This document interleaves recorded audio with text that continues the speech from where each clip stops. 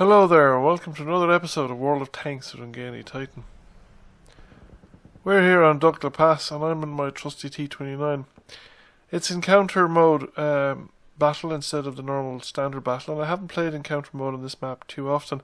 But my default strategy with encounter mode is that the ideal thing for a team to do is to dominate the approaches to the cap circle. Stop the enemy from capping, but don't try and cap yourself. Usually cap circles are indefensible, and if nothing else the enemy knows where you are. So all that's necessary really to stop a cap is for somebody to spot the tank in the cap and the artillery to just take care of it. It is a much better strategy to find locations where you can overlook the cap, or better yet overlook the approaches to the cap, and ambush the enemy tanks so they wander in and try and cap. I'm coming over to this side of the map because on maps like this where both teams kind of spawn on the same side of a map on an encounter mode, a lot of the time they actually just charge straight across and attack each other en masse where they meet, which can be somewhat problematic, and it's very often more profitable if you don't take the bullheaded approach, and the game can be won by the team that basically gets around the opposite side's flank. Now, I don't want to come out here on my own, there aren't too many friends, and there isn't a lot of cover in that kind of bowl-shaped valley out there in front of me. So I'm parking here. Now, I'm in a heavy tank, so I'm relying on other people to spot for me. And there is a heavy tank coming out to the edge of the escarpment, so I'm coming around this side of the rocks. We have plenty of tanks going down the western side, and I find a tiger that is and a tiger too that are both exposing flanks to me, and we're getting some shots off, and we've managed to pick up a few damaging ribbons, but again, like, I'm relying on allies to do the spotting for me. I would feel happier with a couple more tanks on this side of the map, and maybe a medium pushing down along the flank and peeking up on the ridgeline to try and get some spots on these tanks that are down here in front of me. However, that Tiger 1 keeps showing me bits of his tanks, so we're going to attempt to shoot at him while we can. And we get some decent hits off.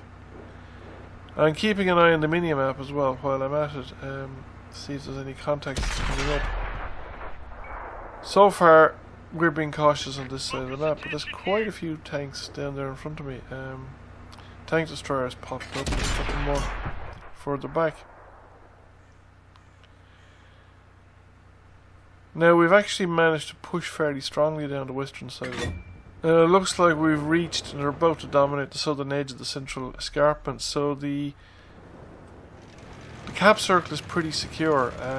It would be almost impossible to get into the cap circle with those tanks dominating the escarpments there just to the west. It's at this point I spotted the IS-3 making his move. Now, I thought he was a pretty daring move.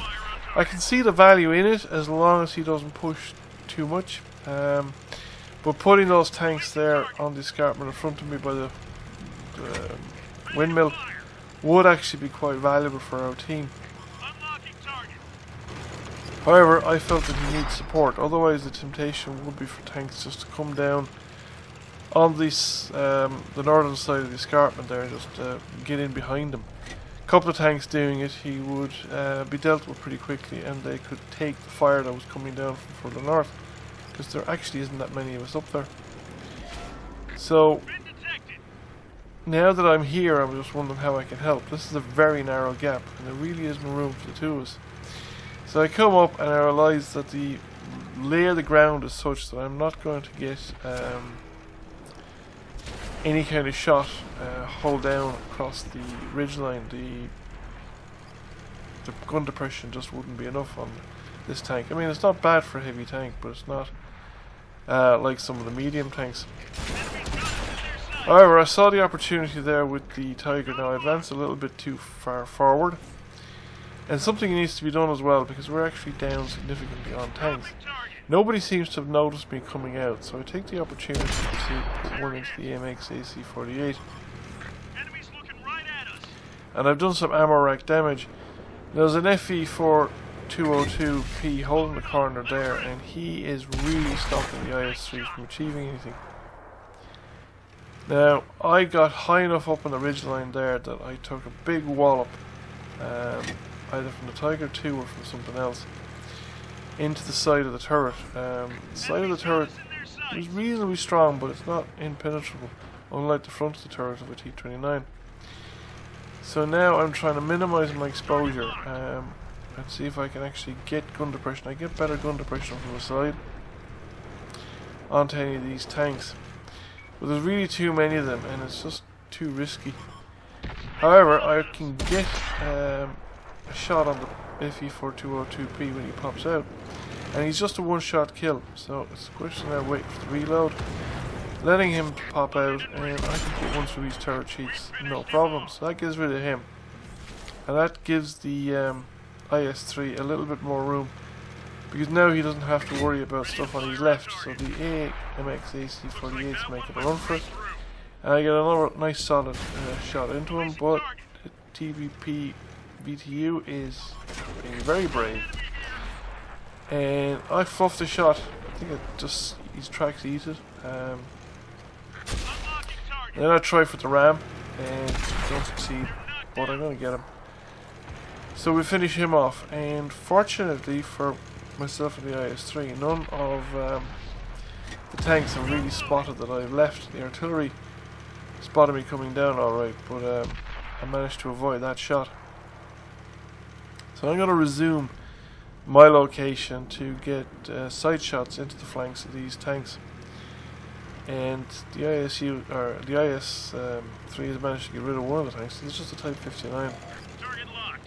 And we just put one into the back of them. And that has turned the battle. We're now pulling well ahead. So 6 instances here, so I was kind of worried about artillery initially. And we just come around and I want to see what's to be seen. So I come down here, there's somebody below here, I don't spot him initially, and I fluff the shot, and I back up, and there's a Rheinmetall Borsig there behind that rock, so I kind of wait there to catch the Borsig as it comes out, and I'd forgotten about the artillery, and the GW Panther just takes me out. However, it's a bit too little too late. The team have pretty much dominated the position at this point. The tank destroyer that slipped up past the IS-3 there, because there was nobody guarding the flank. He had to go back up and deal with an SU or an ISU-152. And all that remains down now is the artillery and that T-34-1 that I shot at earlier on and missed. So artillery's gone, and the IS I think is coming down to where the other tank was, but he's actually gone past that position. He's bounced a shot off the back of the turret there, and actually it's the T-34-85. And he's found the T-34-85, so it's pretty much game over at this point. The T-34-85 versus an IS-3 is pretty much no contest. And it's joined in by an SU-101M, I think. So he'll have trouble penetrating the front of any of those tanks. And that's it, the T-34-85 is finished, so it's game over. Bit unfortunate with the artillery round there that I might have gotten an extra kill or two, but anyway, that wasn't to be.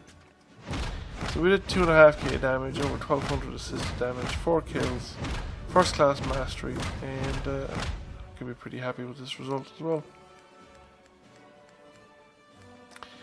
Came second by experience, which isn't bad really, and the top 4 in our team actually did quite well for themselves.